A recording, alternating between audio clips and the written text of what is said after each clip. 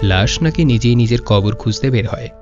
হ্যাঁ, ইন্দোনেশিয়ার দক্ষিণ সুলাওসির এক রহস্যময় পাহাড়ি গ্রাম তানা তোরাজায় ঘটে এমনই একটা অদ্ভুত ঘটনা, যেখানে মৃত মানুষরা নিজেরাই হাঁটতে হাঁটতে চলে যায় নিজের কবরের দিকে।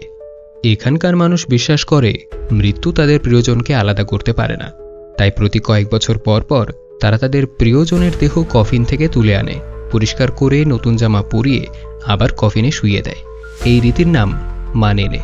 কিন্তু পুরনো লোককথায় শোনা যায় আগে নাকি মৃতদের নিজে নিজেই হাঁটিয়ে গ্রামের কবরস্থানে পৌঁছে দেওয়া হতো। গ্রামের বয়োজ্যেষ্ঠদের ভাষ্যমতে অভিজ্ঞ এক কালো জাদুকর মন্ত্র পড়ে দেহটিকে সাময়িকভাবে জাগিয়ে তুলত। তবে এই যাত্রার সময় মৃতদেহটির সাথে কোনো কথা বলা যেত না, কারণ কেউ কিছু বললে বা স্পর্শ করলে দেহটা নাকি হঠাৎ মাটিতে লুটিয়ে পড়ত। আর যখন সে কবরস্থানে পৌঁছাতো তখন নিজে থেকেই কফিনে উঠে যেত, আর সেখানেই শেষ হতো তার পরলৌকিক যাত্রা। আজও মানেনে রিচুয়াল পালন করা হয় বাস্তবে, তবে এখন আর মৃতরা হাঁটে না। লোককথার সেই অংশটা হয়তো হারিয়ে গেছে, অথবা গোপনে এখনও চর্চা হচ্ছে।